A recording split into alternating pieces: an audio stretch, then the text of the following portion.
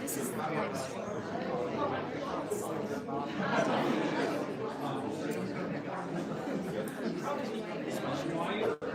I know that we've got a two different channels. It's two for just a minute.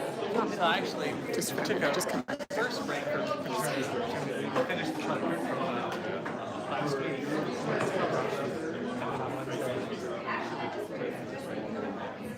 There's like taking me away from January. Like there's any other news story. I just have such a strange tie to this.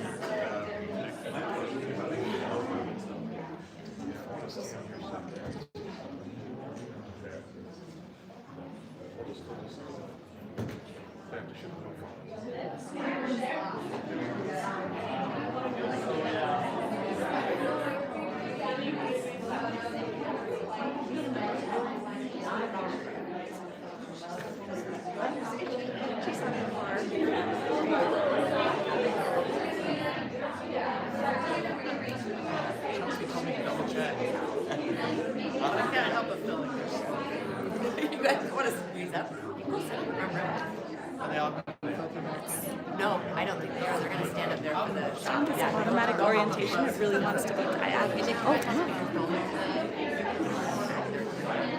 push the button.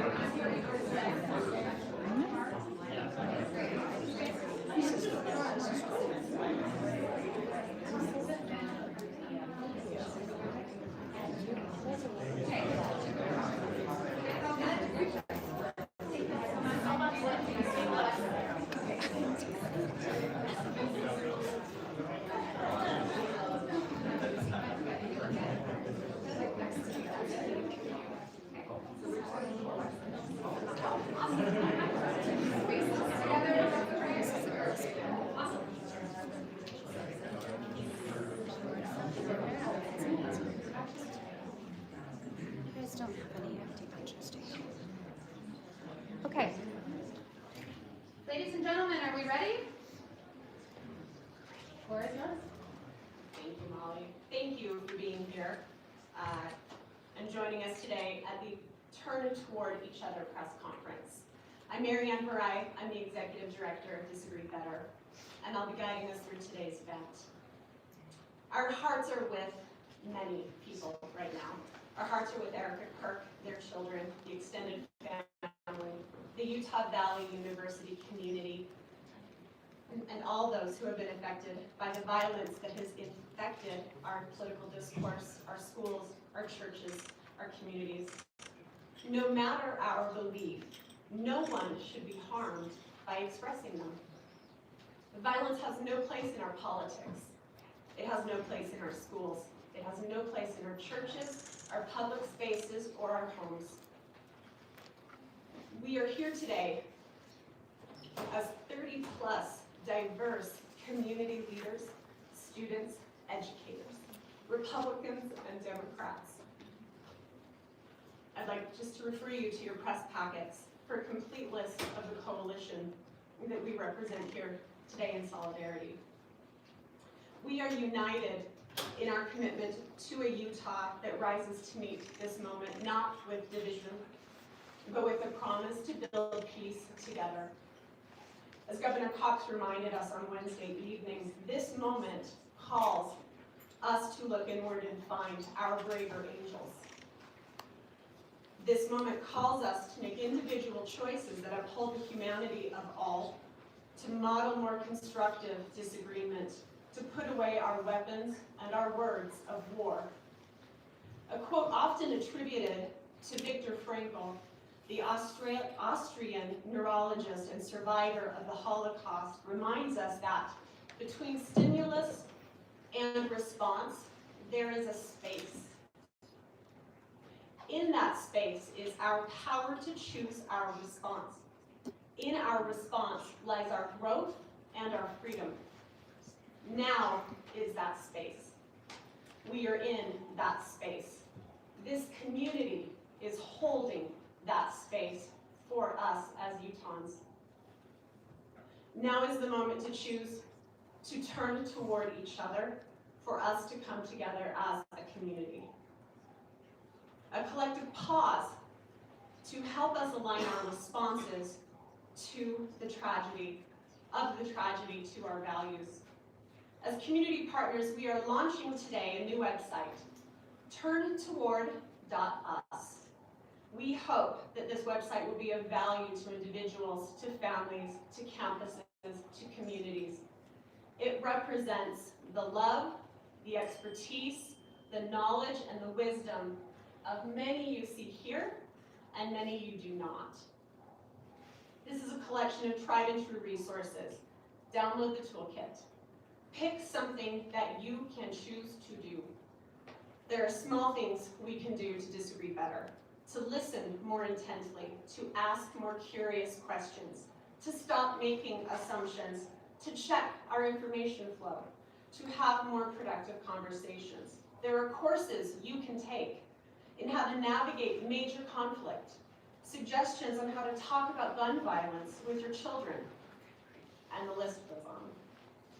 They may not seem like big actions some people are calling for at a time like this, but there are many small things we can each do to turn toward each other more in conversation, in relationship, in community. There are also a series of upcoming events that this community is hosting and putting on both in person and online, and I urge you to attend if that feels like something that would be of value to you. Events that will support, uplift, educate, inform, and give space for the complex feelings of this moment. We will start our event today by hearing from Zach Wilson, who is the former chair of the Utah Young Republicans, followed by Jack Davis, current president of the Utah Young Democrats. These two brave, ideologically different leaders are modeling for us politics with respect, and we appreciate them and the others speaking with you today for joining us. Tammy Piper is the co-creator of the Dignity Index. She will be followed by Becky Edwards, who is the founder of the governing group. And lastly, we will hear from Ashley Bell, who is the chairman of the board and CEO of Redemption Holding Company, and they will speak in turn. Thank you.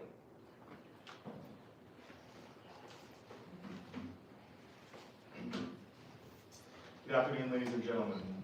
The last few days have been painful and numbing. Today, Americans are feeling a certain kind of heartbreak.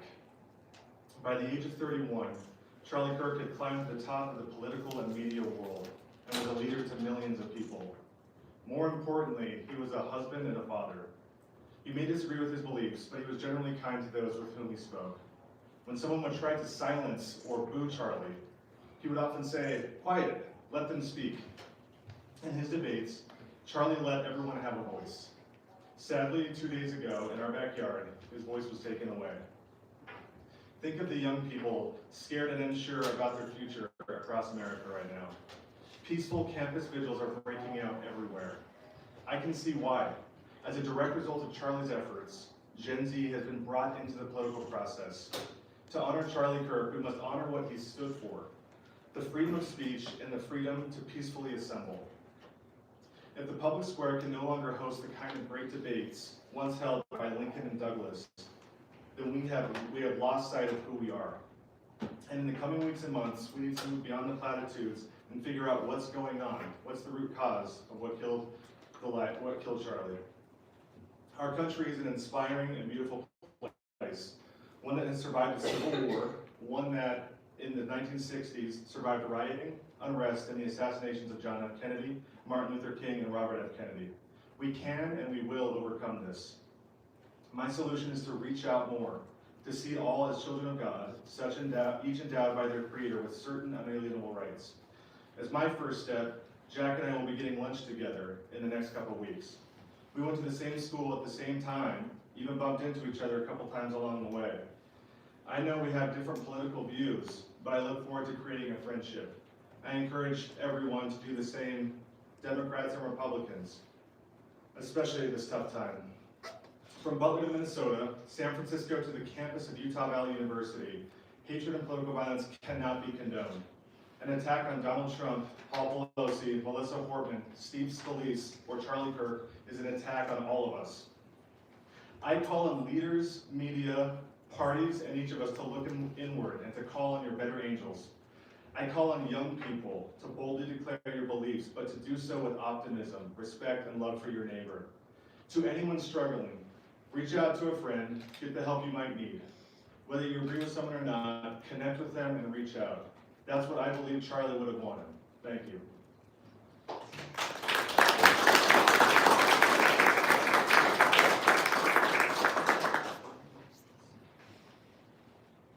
Thank you so much, Zach, for that message and for your kind words. I want to start by just saying on behalf of the Young Democrats of Utah, I want to extend our sincerest and most heartfelt condolences to Charlie Kirk's friends and family.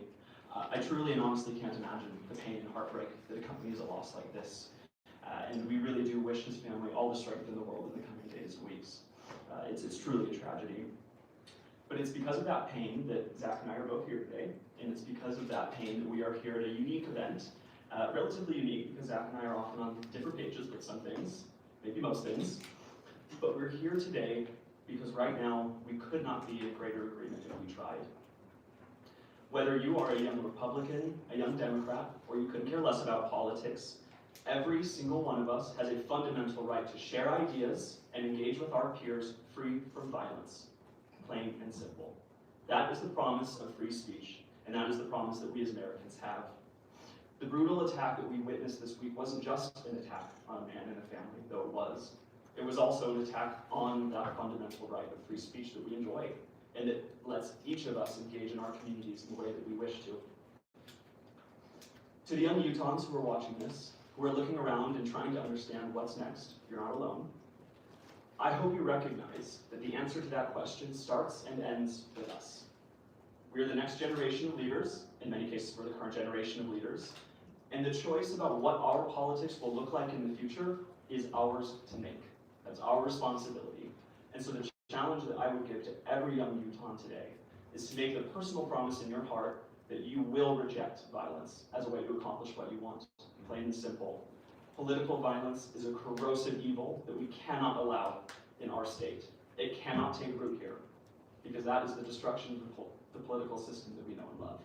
So I am excited to work with Zach. I'm excited to work with everyone in this room to see what we can do to bring our community together to defend that fundamental right. Thank you so much. I'm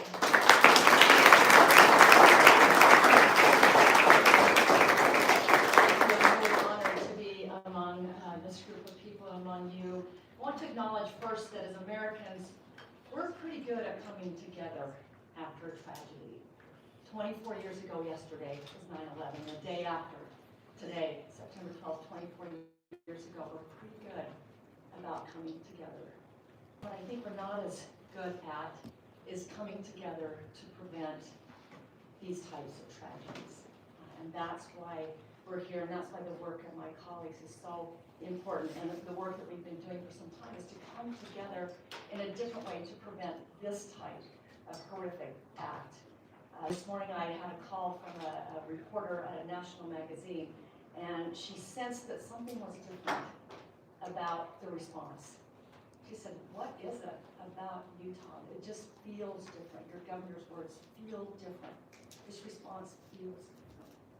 And in Utah, we've had a lot of opportunities to come together. Natural disasters, fires, and floods, and even COVID brought us together for a time.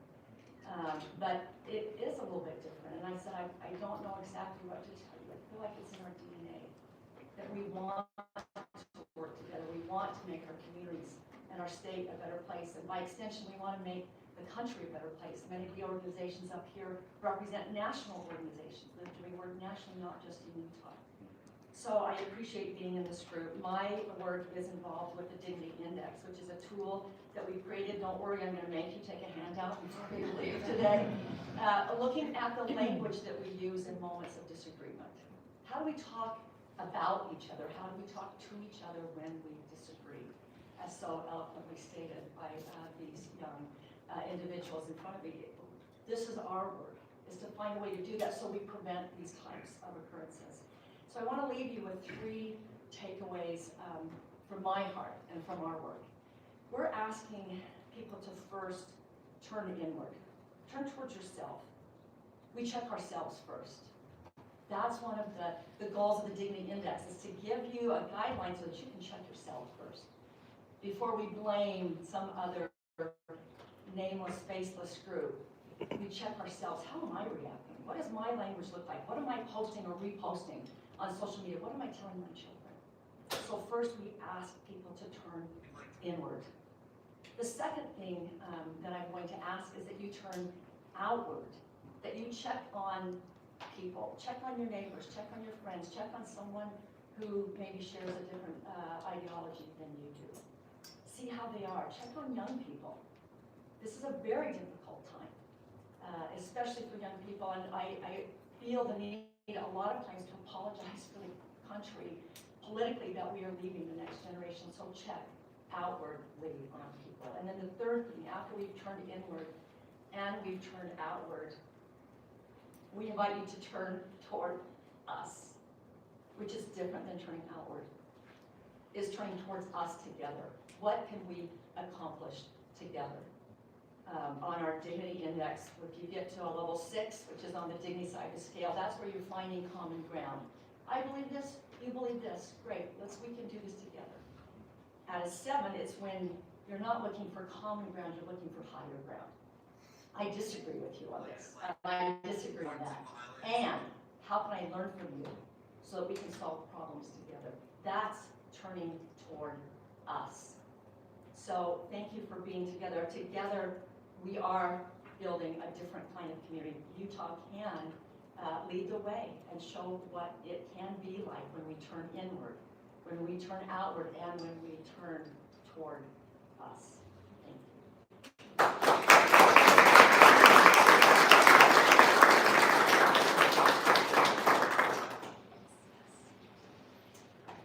The violence at Utah Valley University this week was a sobering reminder how important it is to safeguard our democracy. At their best, our democratic institutions protect the freedoms that define our country and define us: the freedom of expression, the right to peaceful debate, and the ability to disagree without fear. These institutions are not abstract. They are the rules, traditions, and safeguards that make it possible for neighbors with very different viewpoints to live, work, and thrive side by side. And when violence enters the picture, it threatens not just individuals, but the very fabric of our shared civic life. In this moment, we must reject retaliation and partisan blame. What our communities need, and what Governor Cox has rightly called us to, is leadership marked by dignity and restraint. That means reflecting before reacting, listening before speaking, and treating even our opponents with respect. Here in Utah, we have an example worth lifting up. Across party lines, leaders are showing that civil discourse is possible and that politics doesn't have to be toxic to be effective. Here in Utah, leaders and communities came together during my service in the legislature on complex issues of immigration, LGBTQ rights, and climate, not because they always agreed, but because they chose to engage with respect, modeling accountability and principled dialogue with a focus on finding a solution. That spirit of civil discourse across party lines is something rare in our national climate, and Utah has the power to be a model of civility in action for our nation. In the aftermath of this week, then, the responsibility to move ahead with intention and purpose is now on all of us. Every respectful conversation at a town hall or around a dinner table is a step toward rebuilding trust in each other, our institutions, and our democracy. Coalitions like this that bring us together and bring diverse voices are where the best solutions begin. But that requires ongoing effort, and we call on elected officials and civic leaders to continue to create safe spaces for dialogue and problem solving, spaces where people of every background and belief can participate without fear, and where differences are not a threat but an opportunity to learn and then lead. This is the vision and the foundation of the governing group. Our work supporting candidates across the state is focused on building bridges, fostering dignity in public life, and showing that a commitment to respect, community, and solutions is not weakness, but power. When we reflect before we act, we choose better, and we govern better. And we open the doors for other people to step forward with hope instead of fear. In fact, these are the very qualities voters are hungry for. And when candidates have the tools to run strong campaigns with authenticity and dignity, without resorting to negativity, they succeed. The path forward includes creating a culture and support system where leaders and candidates can win by focusing on substance, respect, and listening. We need to find and support leaders at the local level who are modeling civility now, because they will become tomorrow's state and national leaders. And there's room for everyone in this work. Communities can reward leaders who choose collaboration over conflict. Citizens can insist that candidates win on ideas, not on outrage. And together, we can change the incentives and the very structure of politics in this state, and we can do it from the ground up. Let's reflect before we act. Let's lead with dignity, and let's show, starting here in Utah, that civility is not a weakness. It is the very strength that protects both our communities and our democracy.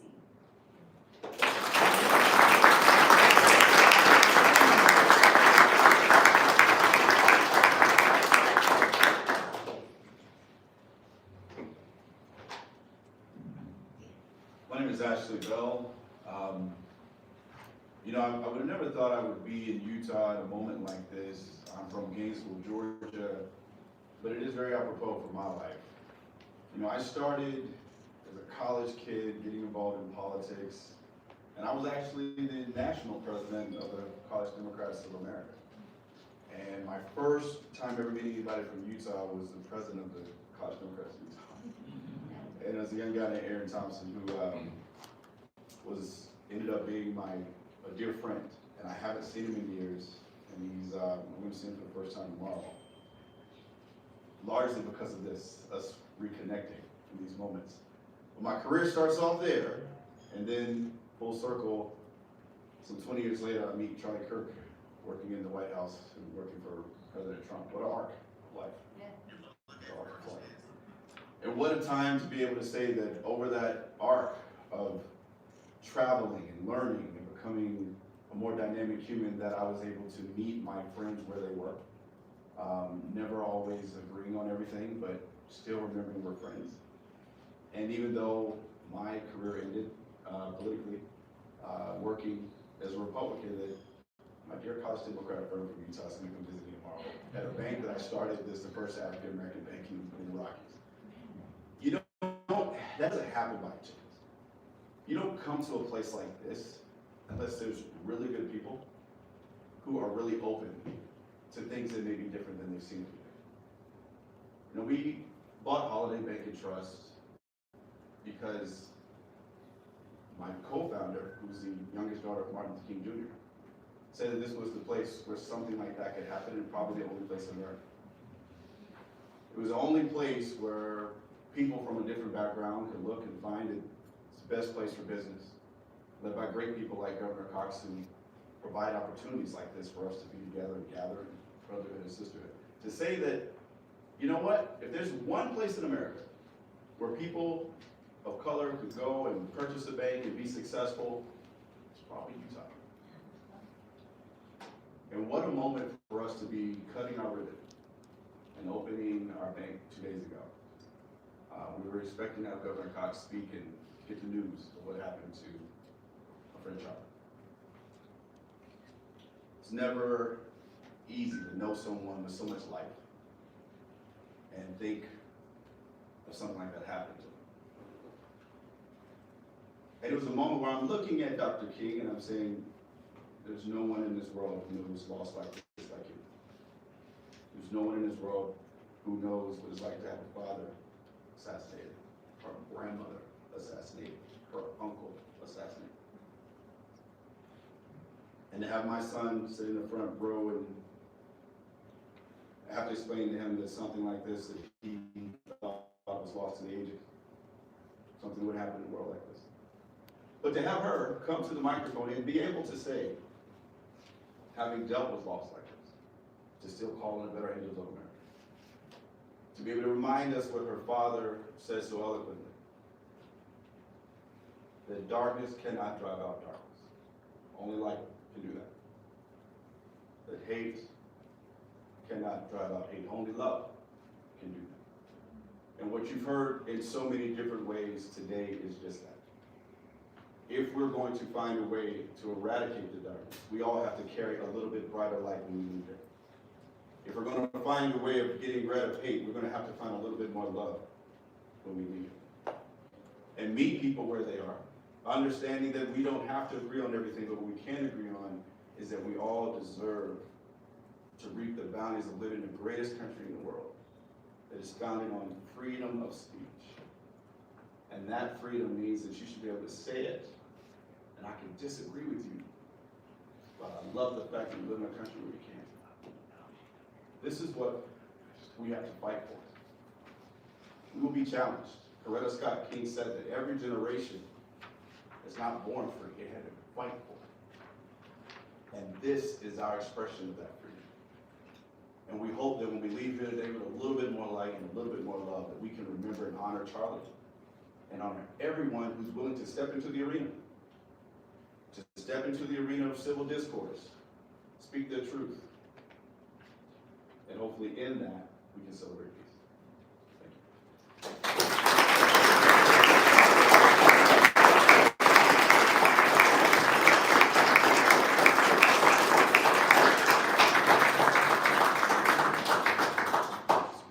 Thank you for your words, Zach and Jack, Tammy, Becky, Ashley. A special thanks to our partners here, these friends and dedicated individuals who are here to support our communities now, in this moment, and going forward. A special thank you to Emma Adams and the Mormon Women for Ethical Government. They have sponsored today's event, and they have sponsored the launch of the website turnedtoward.us. And we are grateful for their leadership and support of these efforts collectively. A final word, we invite you to have the courage to become peacemakers that can learn to transform the conflicts that threaten our communities. We cannot run from these challenges, and we cannot afford to look the other way or wait for someone else to solve them. We need to spend more time and energy cultivating the openness of heart, the character, the will, and the skills of making peace, of having tough conversations productively, of disagreeing better. Our community needs each of us, our families need each of us, our country needs each of us to model a better way. And now in this space, in this moment, is our time to turn toward each other. Thank you.